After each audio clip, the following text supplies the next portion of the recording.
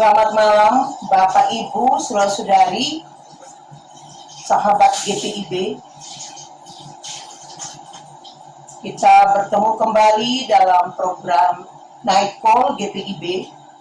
Perkenalkan, saya Pendeta Francine Ihalau Hukom, Pendeta Emeritus GPIB.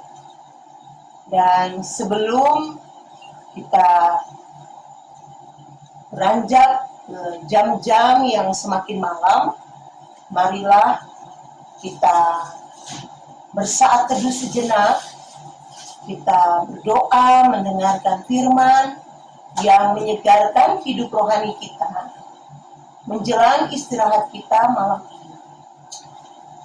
Mari kita berdoa.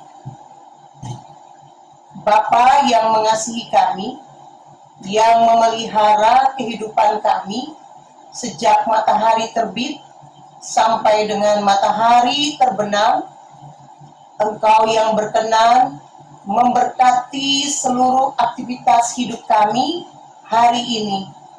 Suami, istri, anak-anak, orang tua, sehingga di hari yang malam ini kami datang kepada Tuhan. Kami hendak mendengarkan firman-Mu, dan biarlah Roh Kudus-Mu memenuhi kami semua. Bukakanlah pengertian kami, supaya pembacaan Alkitab yang hendak kami dengar, dan pemberitaan firman, biarlah semuanya dapat kami mengambil maknanya, untuk hidup beriman kami setiap hari. Berbicaralah Bapa di dalam kuasa Roh Kudus-Mu, kami anak-anak-Mu sedia mendengarkannya. Demi Kristus yang adalah firman yang hidup, kami berdoa kepada Bapa di surga. Amin. Bapak Ibu, saudara-saudari, sahabat GPIB, kita membaca dari 1 Korintus pasal yang ke-8, pada ayat 4 sampai dengan ayat yang ke-13 yang menyatakan tentang hal makan daging persembahan berhala. Kita tahu tidak ada berhala di dunia dan tidak ada Allah lain daripada Allah yang esa. Sebab sungguh pun ada apa yang disebut Allah, baik di surga maupun di bumi. Dan memang benar ada banyak Allah dan banyak Tuhan yang demikian. Namun bagi kita hanya ada satu Allah saja, yaitu Bapa, yang daripadanya berasal segala sesuatu dan yang untuk Dia kita hidup, dan satu Tuhan saja, yaitu Yesus Kristus, yang olehnya segala sesuatu telah dijadikan, dan yang karena Dia kita hidup. Tetapi bukan semua orang yang mempunyai pengetahuan itu.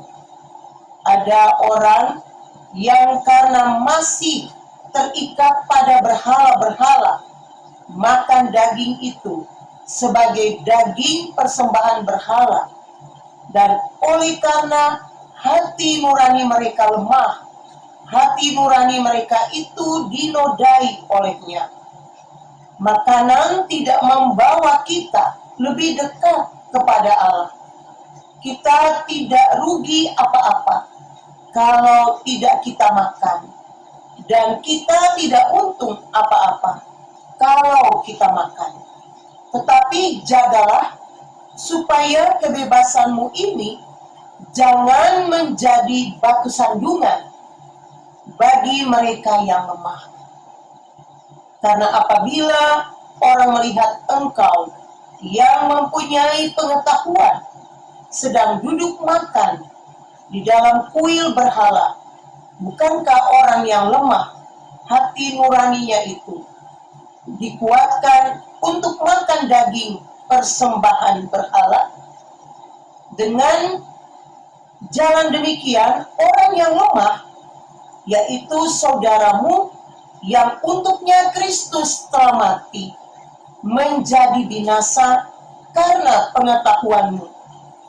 Jika engkau secara demikian berdosa terhadap saudara-saudaramu dan melukai hati nurani mereka yang lemah, engkau pada hakikatnya berdosa terhadap Kristus.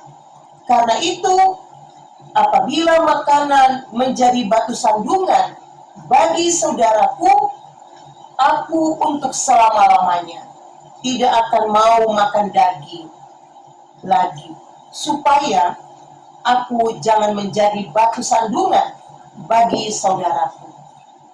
Demikian pembacaan Alkitab. Terpujilah Tuhan Yesus Kristus. Bapak, Ibu, saudara-saudari, sahabat GPIB, tema yang ada di dalam renungan pada malam ini berbunyi, jadilah teladan dalam kasih dan toleransi. Kalau kita bicara tentang makanan, siapakah orang yang tidak kepingin menikmati makanan yang lezat? Pasti kita semua senang menikmati makanan yang lezat. Dan Bapak, Ibu, saudara-saudari, sahabat GPIB, karena itu falsafah tentang makanan, orang selalu mengatakan, hidup untuk makan, bukan makan untuk hidup. Dan ada banyak orang tidak pantang terhadap makanan. Karena itu di dalam perikop pembacaan kita, jemaat di Korintus memiliki masalah bagaimana bisa bersikap yang sehat, bersikap yang tegas untuk apa yang disebut sebagai makanan, sebagai korban persembahan untuk dewa-dewi.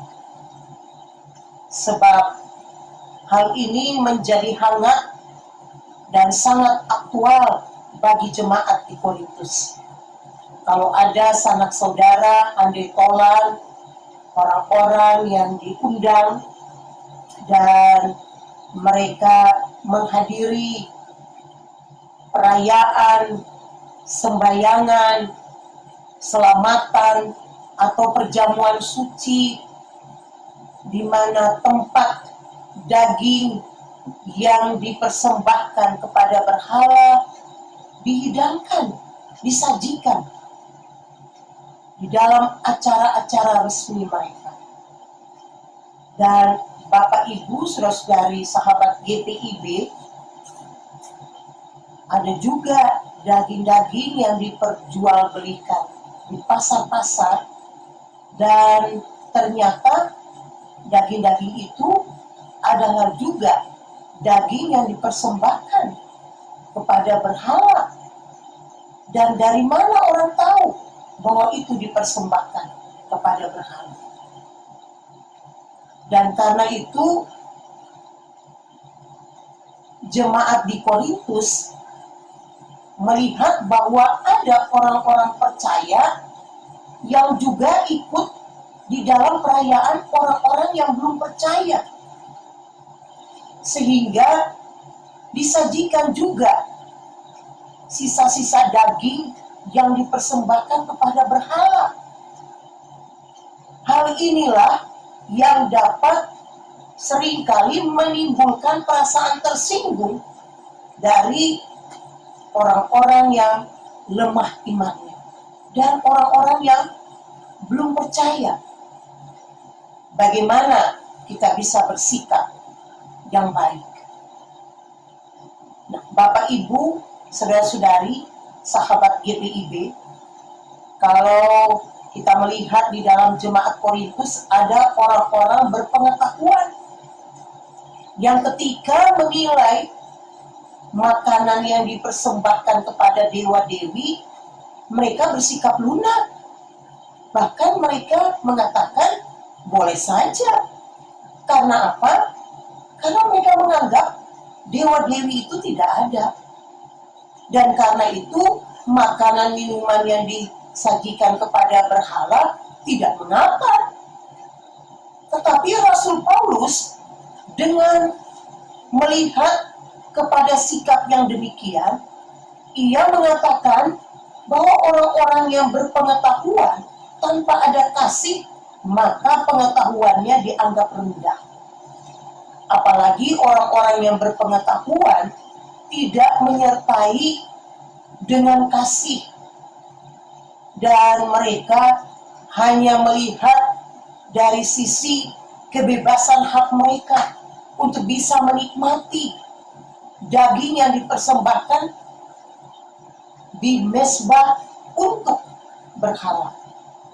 Dan bagi Rasul Paulus, ada banyak orang-orang Kristen yang juga belum menikmati kehidupan seperti itu karena mereka merasa bahwa dewa-dewi itu ada.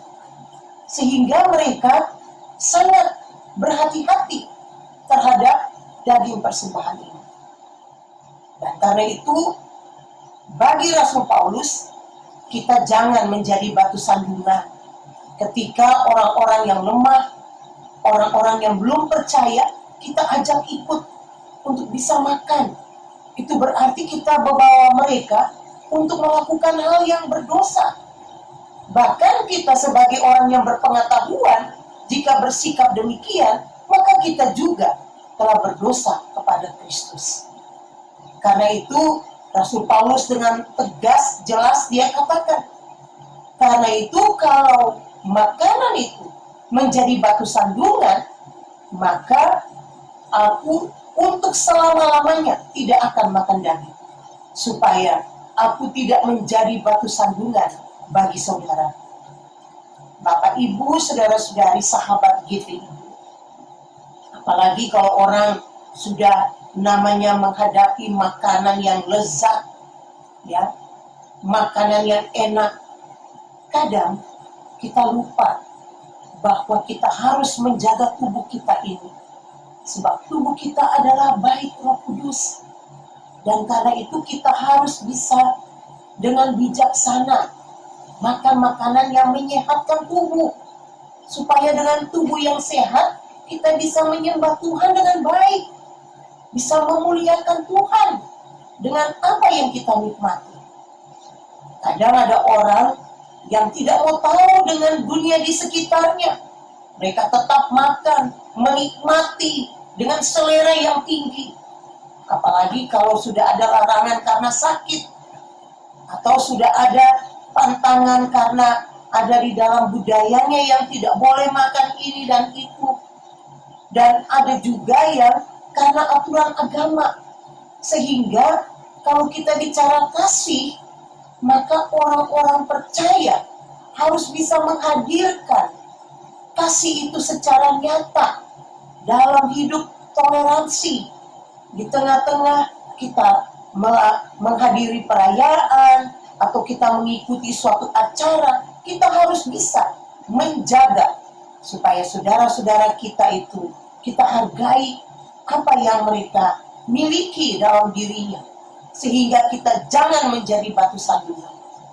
Mari Bapak, Ibu, saudara-saudari, sahabat GPIB, kita harus belajar untuk kuasai hak dan kebebasan kita, supaya hak dan kebebasan kita tidak akan membuat kita menjadi batu sandungan, tapi justru membawa kemuliaan bagi nama Tuhan.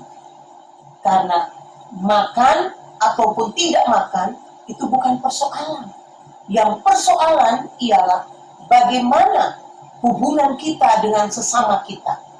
Kita bisa menjaga hubungan dengan baik dan tidak menjadikan makanan sebagai sesuatu yang menjatuhkan hidup orang lain, ataupun membuat kita menjadi orang yang tidak membawa terang, tidak membawa hidup yang baik, yang menjadi contoh untuk orang-orang lain. Karena itu, sahabat GPIB yang dikasihi Tuhan, Mari kita renungkan firman ini dalam hidup beriman kita, supaya kita selalu bisa menjaga tubuh dengan sehat.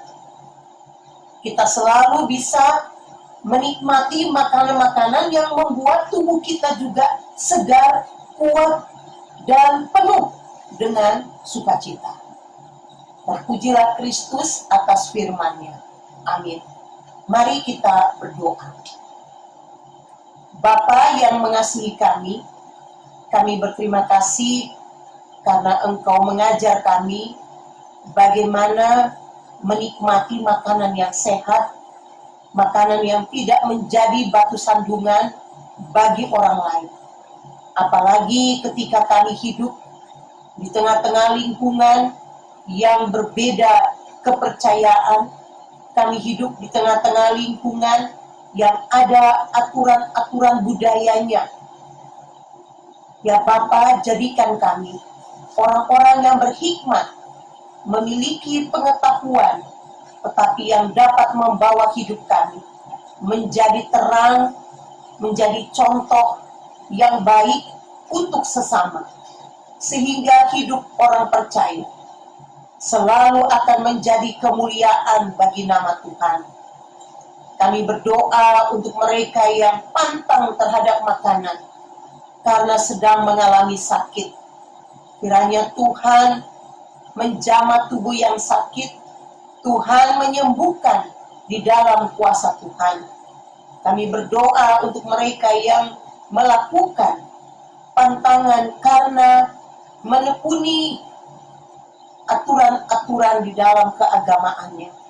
Ya Bapa, jadikan mereka juga orang-orang yang bisa memberikan contoh yang baik dalam kehidupan dengan sesama. Kami berdoa, ya Bapa, Engkau memberkati kami semua yang akan beristirahat malam ini. Kiranya istirahat kami akan melepaskan kami dari segala keletihan tubuh sepanjang malam yang akan berlalu. Karena kami sudah boleh bekerja dan mengerjakan tugas dan tanggung jawab kami. Tuhan berkati istirahat kami malam ini, supaya kami besok pagi boleh bangun dengan kekuatan baru yang datang daripada Tuhan. Inilah doa kami yang kami naikkan di dalam nama Tuhan Yesus Kristus. Terpujilah nama Tuhan dari kekal sampai kekal. Amin. Selamat malam Bapak Ibu. Selamat menikmati istirahat malam ini, dan jangan lupa kita tetap menikmati kehidupan kita yang diberkati oleh Tuhan sepanjang hari ini, dan terutama kita menjaga protokol kesehatan supaya kita semua boleh berada dalam kondisi yang sehat.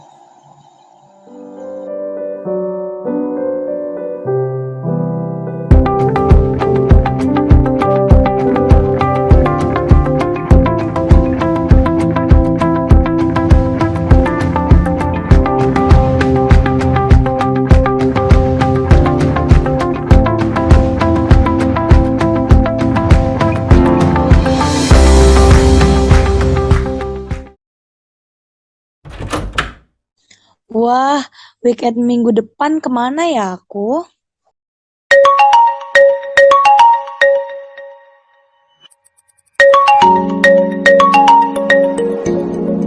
Halo, morning Kak. Halo, selamat pagi adikku. Kak Pinkan, ada apa ya Kak? Kakak mau info nih, ada kegiatan IP Pelkat PT tanggal 24 September. IP itu apa Kak Pinkan? IP itu ibadah penyegaran iman. Nah, IP kali ini diikuti oleh teruna, kakak pelayan PT, dan orang tua teruna di seluruh Indonesia. Wow, aku mau ikut dong. Ikut dong dek, jangan lupa catat tanggalnya ya. Ibadah penyegaran iman Pelkat PT tahun 2022 akan dilaksanakan pada hari Sabtu, tanggal 24 September pukul 16.00 WIB via Zoom ya. Kak, aku ajak teman-teman aku ya. So pasti dong, ajak semua ya dek. Oke, siap Kakak cantik. Terima kasih informasinya. Sama-sama, Tuhan Yesus memberkati.